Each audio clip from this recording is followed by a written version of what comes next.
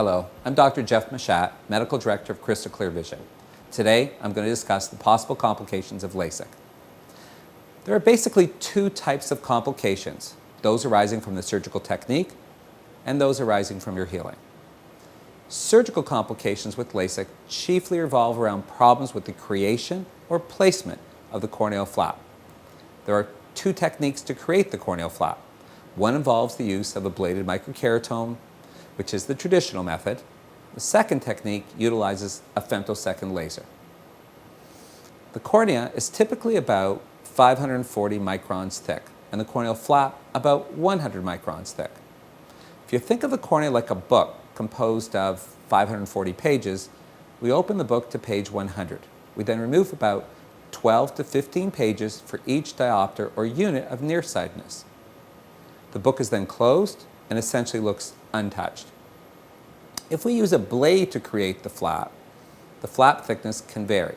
Sometimes it is thicker, sometimes it is thinner, sometimes simply of poor quality.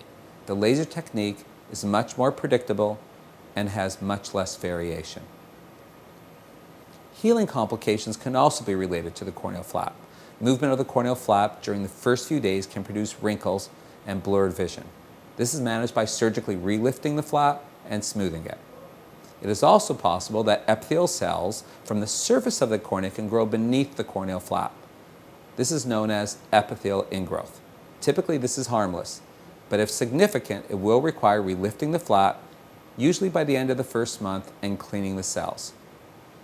The most common healing problem, however, is dry eyes, which can produce significant and persistent irritation. All LASIK patients will have some dry eye symptoms immediately after surgery.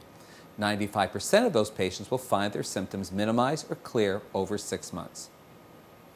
Both surgical and healing complications can produce irregular astigmatism, which results from corneal surface irregularity. It can reduce the quality and sharpness of vision in a very small number of patients. Severe persistent night glare, which was once one of the most feared side effects of LASIK, is rarely encountered today with the introduction of customized wavefront-based laser technologies. Although everyone experiences glare early on, the overwhelming majority of patients find that not only does their night vision improve over the first few months of healing, but in many cases their night vision may even be better than it was preoperatively with their glasses and contact lenses. Lastly, corneal ectasia is the most feared complication with LASIK today. It is related to a pre-existing genetic weakness in some corneas that is not always detectable preoperatively. This weakness can result in bulging of the cornea postoperatively. It can occur weeks, months, or even years later and produces increased nearsightedness and astigmatism.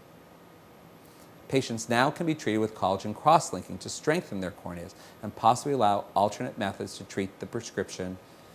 The vision may never be perfect and may remain blurry, and in some cases, a corneal transplant may even be needed. Be sure to consider these complications and discuss them with your eye doctor before moving forward with LASIK surgery.